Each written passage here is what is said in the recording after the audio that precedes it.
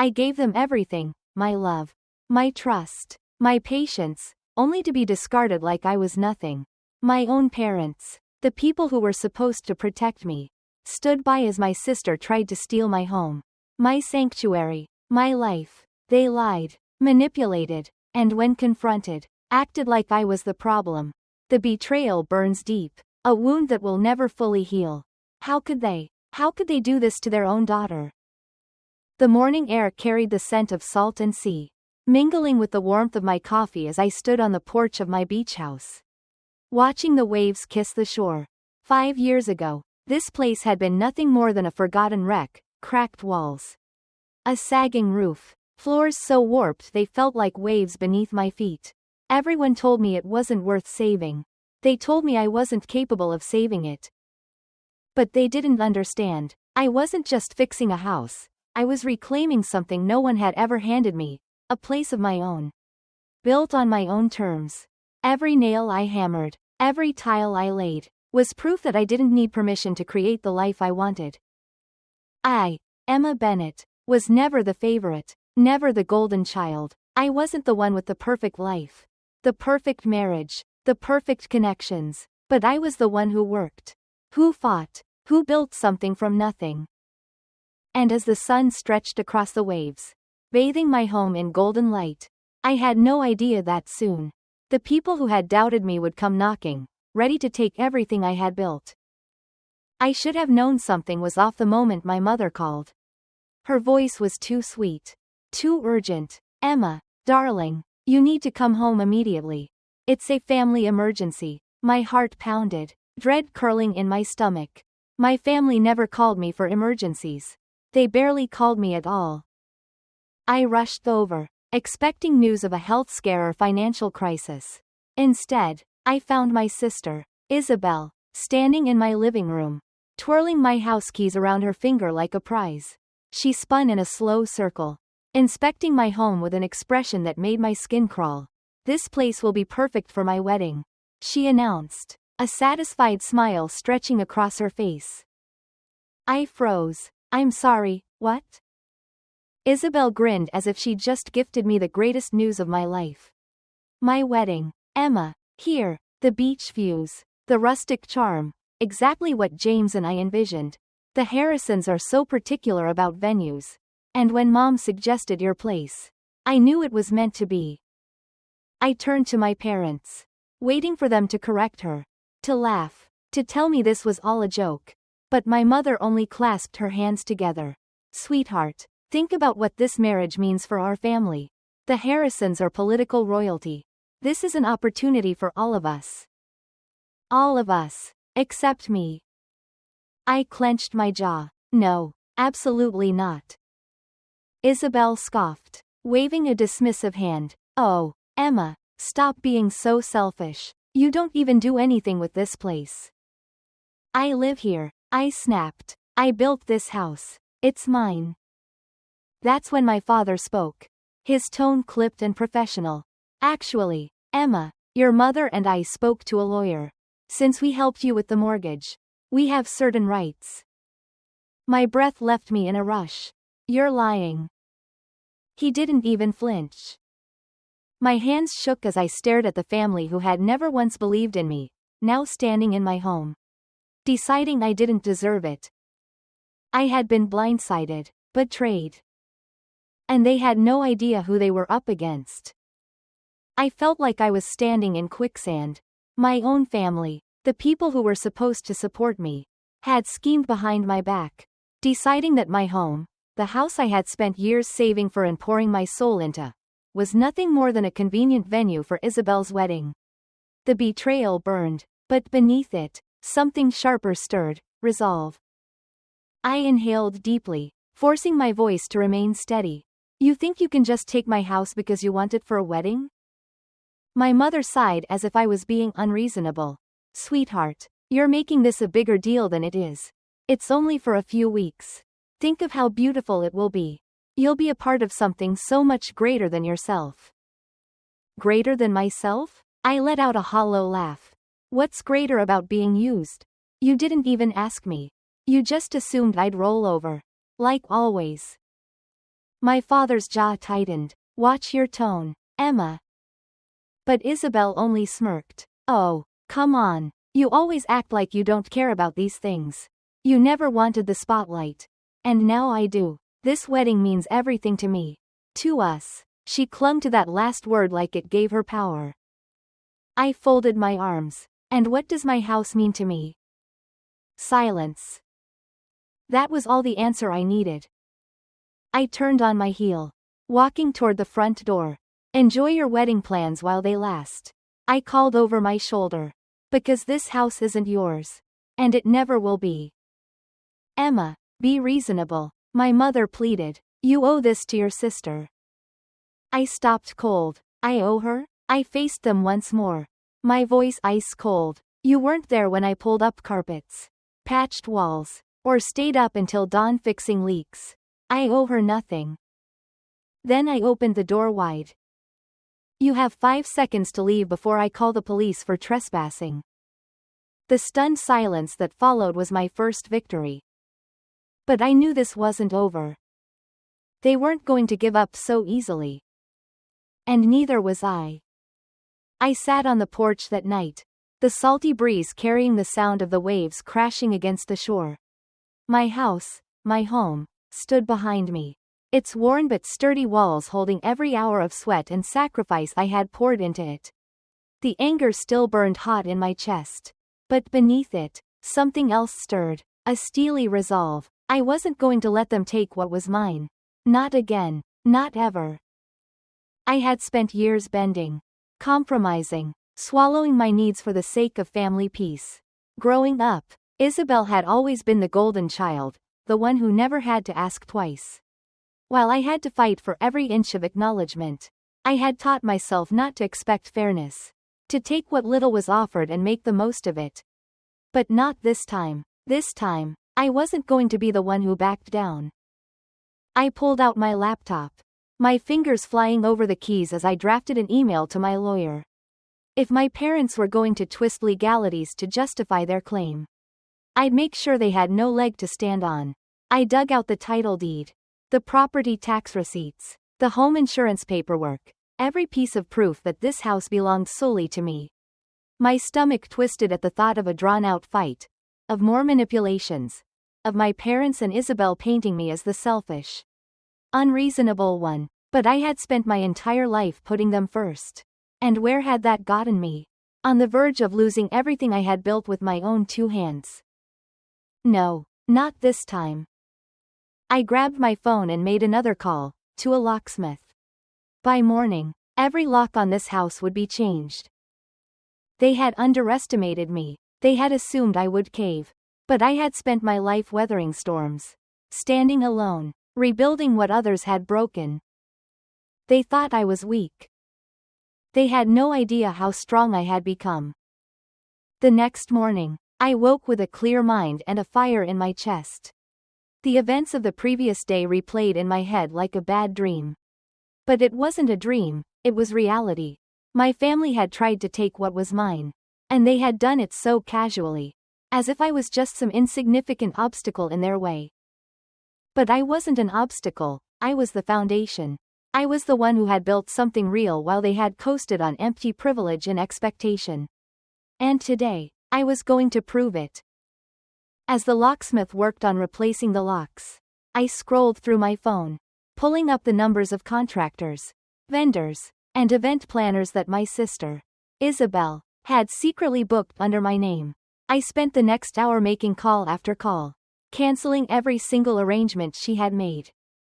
No, I'm afraid there will be no wedding at my house, I told one particularly persistent event coordinator. But we already have non-refundable deposits. You can take that up with Isabel. I cut in. I never signed off on any of this. And if she used my name, that's fraud. One by one, the grand plans for my sister's fairy tale wedding unraveled. And the realization of it felt like the first deep breath I had taken in years. For once, I was the one making the decisions. I was setting the terms. The final call was to my lawyer, securing an official cease and desist letter for Isabel and my parents. By the time I hung up, My house was fully mine again. Untouchable. I stepped out onto my porch, watching as the morning sun stretched across the sand. I had fought my entire life to carve out a space for myself. And now I had drawn a line that no one would cross. Isabel thought she could take what was mine without consequence. My parents thought they could manipulate me into submission. They were all about to learn just how wrong they were. The moment of reckoning came sooner than I expected.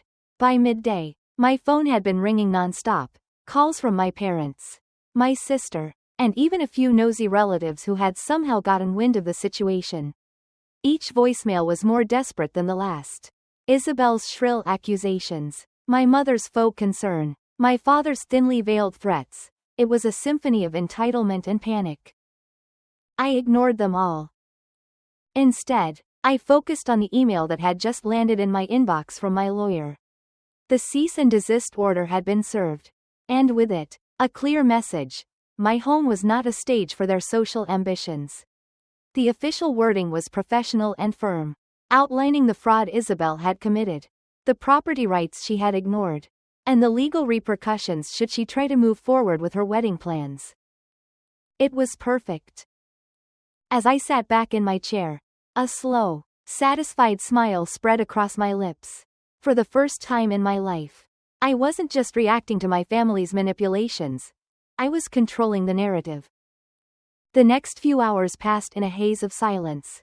Then, a text from my mother finally came through. "Emma, please, be reasonable. Isabel is devastated. Can't you let her have this one thing?" I stared at the message, a mix of amusement and incredulity bubbling up inside me. This one thing? My house? My hard work? The home I'd built from the ground up while they all dismissed my efforts? I typed back a single response. No. A minute later, another message appeared. "We need to talk." I smirked. I have nothing to say. The power of those words was exhilarating. That evening, as I stood on my porch watching the waves roll in, I felt something settle inside me: vindication. For years, I had been the afterthought, the one expected to bend, to accommodate, to sacrifice, but now, my boundaries were unshakable. And nothing, not Isabel, not my parents, not their desperation, was going to take that away from me. The storm came in full force the next morning, not from the sky, but from the sheer wrath of my family. I had barely taken a sip of my coffee before the pounding on my front door began. Through the peephole, I saw my mother, arms crossed, her expression a mix of forced calm and bubbling rage. My father stood beside her, his mouth a hard line. And behind them, Isabel, eyes puffy, but with the same petulant entitlement she had always worn like a crown. I opened the door just enough to lean against the frame.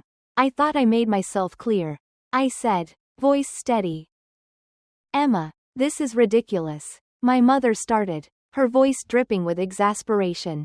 "We are family. You're treating us like strangers."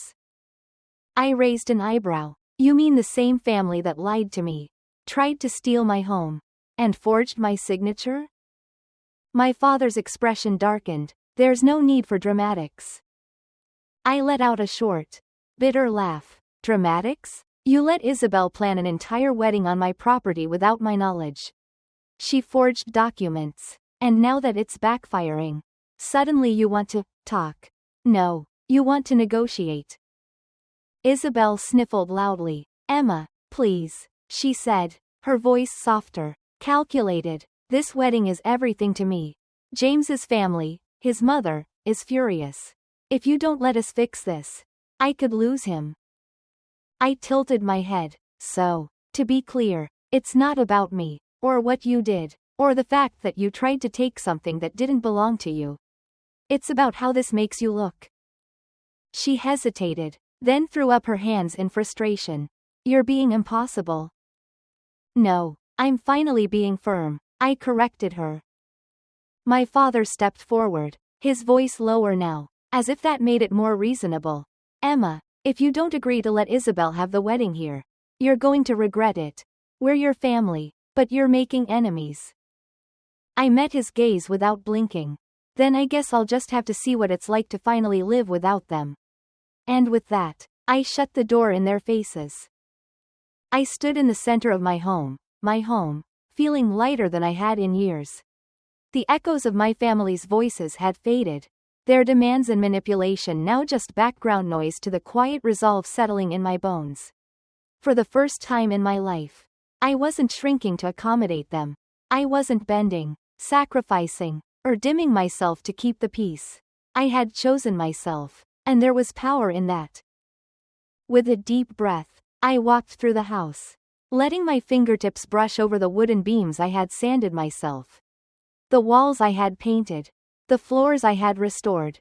Every inch of this place had been a labor of love, a testament to my resilience. I had built something lasting, something mine, and no one was going to take it from me. That afternoon, I called a locksmith. By evening, every single lock had been changed. Every key my family had duplicated rendered useless.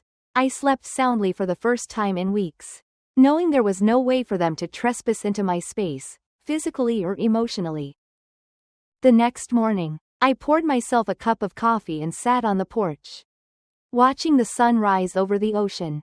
The waves rolled in, steady and sure, mirroring the quiet strength I now carried within me. My phone buzzed relentlessly, but I ignored it. It was undoubtedly more messages from my parents. More guilt-laden pleas from Isabel. More attempts to wear me down. But they didn't have power over me anymore. Instead, I opened my laptop and began drafting a proposal for something I had put off for far too long, a marine conservation project. One that would educate the community and protect the very shores I had come to love. I had spent too much time fighting battles I didn't deserve to fight. Now, it was time to build something that mattered. For years, I had been made to feel like I wasn't enough. But standing here, in the home I fought to keep, embracing the life I was reclaiming, I finally understood, I was more than enough. I was unstoppable. The fallout from my decision came like a slow-moving storm. At first, there was silence, a heavy, almost eerie absence of the constant noise my family used to fill my life with. Then, the calls began. First, my mother's soft, practiced voice, trying to weave guilt into my resolve. Then, my father's stern disappointment, warning me that I was overreacting. Isabel was the last to break the silence. Her texts a mess of anger and self-pity. How could you do this to me? You're ruining my future. Do you even care about family? But the most telling part wasn't their words, it was their desperation. They weren't upset that they had hurt me. They were upset that I had stopped letting them. As the days passed, I began to see how deep their entitlement ran. I found out that Isabel had gone to the wedding vendors she had hired, once she booked under my name, and tried to convince them I had simply changed my mind, hoping to get them back on board. When that didn't work, my parents reached out to extended family, spinning a tale of me being unstable and selfish, hoping to rally them against me. It didn't matter. The truth was on my side. And the best part? The vendors weren't just refusing to work with her, they were demanding refunds. Thousands of dollars in deposits that Isabel had taken. Now suddenly her problem alone. And the moment that realization hit her, she did what she always did, ran straight to our parents, expecting them to fix it. But they couldn't. Their money, their influence, their carefully crafted image, none of it could change the fact that they had pushed me too far. I should have felt triumphant. And in a way, I did. But more than anything, I felt something I hadn't felt in years, free. For the first time, I was outside their reach. Their expectations, their manipulation. They could spin whatever stories they wanted. I knew the truth. I had won, not out of revenge, not out of spite, but simply because I had finally chosen myself. The moment poetic justice unfolded before my eyes, I almost felt sorry for Isabel. Almost. I had known it was coming. The unraveling had begun the moment I stopped playing by their rules. The moment I chose myself over their carefully constructed expectations. Isabel, who had built her entire existence on entitlement, had never truly faced consequences. But now, She was drowning in them. It started with the vendors.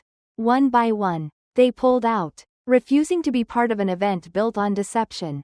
Then, the venue she had scrambled to secure after losing my beach house fell through, apparently. They didn't take kindly to fraudulent contracts. And the final blow? James. Her perfect fiancé, the golden ticket to the life she had always dreamed of, ended their engagement just weeks before the wedding. I heard about it from a mutual acquaintance who worked at his father's law firm. He said he couldn't be associated with the scandal. They had whispered, didn't want to start a marriage built on lies. How ironic. The wedding that was supposed to elevate her, that was meant to be the pinnacle of her success, had instead become her downfall. And my parents, always so eager to sweep her mistakes under the rug, were powerless to save her. Their influence had run dry, their reputation tainted by the whispers of their failed schemes. I didn't gloat. I didn't send a smug text or relish in her misery. I simply lived my life, moving forward while she remained stuck in the wreckage of her own making. One evening, as I sat on my porch watching the sun dip into the ocean, my phone buzzed with an incoming text. Isabel. I hesitated before opening it. You happy now? I stared at the message for a long time, then simply deleted it. I was happy, but not for the reasons she thought. I hadn't won because she lost. I had won because I was finally free. And that, in the end, was the real justice. The weeks that followed were filled with an unexpected sense of peace. A stillness I hadn't realized I was missing. No more frantic calls from my parents. No more entitled demands from Isabel. No more weight pressing down on my shoulders, telling me I had to be the reasonable one. For the first time in years, my life belonged to me. And it was quiet. But the silence didn't last forever. One afternoon, as I sat at a cafe reviewing proposals for a new coastal preservation project, my phone buzzed with an unknown number. I almost ignored it, but something in me hesitated. I picked up. Emma? The voice on the other end was brittle, hesitant. My mother. I closed my eyes, bracing myself. What do you want, Mom?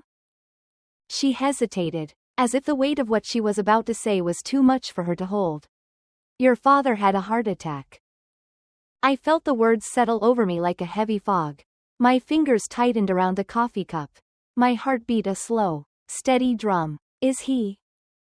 He's stable, she answered quickly, almost desperate. But the doctors say he needs to make major changes, stress, finances, everything. It's all catching up to him. Ah, there it was. The reason for the call. It wasn't just about Dad's health. It was about what came next. The mess they had made of their lives. The consequences they could no longer outrun. And now, when the weight of it all was finally crushing them, they wanted me to come back and shoulder it. Emma, please. My mother continued. Things have been difficult. Isabel, she's not handling things well. The wedding disaster. James leaving, she's not herself. And now your father. Let me stop you right there. I cut in, my voice steady. I'm sorry Dad is sick. I really am. But you don't get to come to me now, expecting me to fix everything. Not anymore. She sputtered. But we're family. Funny, I said, an edge creeping into my tone. I don't remember being treated like family when I was the one struggling. When I needed help. When I was alone in that house you tried to take from me. Silence. I sighed, shaking my head. I hope Dad recovers. I really do. But you'll have to figure this out without me. I hung up before she could respond. Before she could spin another web of guilt and obligation. And as I sat there, sipping my coffee, watching the waves roll in through the cafe window, I felt lighter than I ever had before. They had finally reached the end of their rope. And I wasn't the one holding it. A year ago, I was fighting to hold onto my home, my peace, and my self-worth. Today, I stand on my porch, barefoot, coffee in hand, watching the sunrise over the ocean, knowing that I won, not just against my family's betrayal, but against the small, lingering voice in my head that once told me I had to earn their love by sacrificing myself. The beach house, my house, is more than just a place. It's proof of everything I built with my own hands. Every battle I fought and won. It's where I host friends who love me without conditions. Where I run a thriving marine research project. Where I watch the waves and know I am exactly where I belong. I think about Isabel sometimes. Still trying to rebuild the life she thought she was entitled to. I think about my parents. Forced to live with the choices they made. And then, I think about myself, free, thriving, and finally at peace. As I step onto the sand, feeling the warmth beneath my feet, I know this isn't just an ending. It's the beginning of something greater. A life that is mine and mine alone. And that's the greatest triumph of all.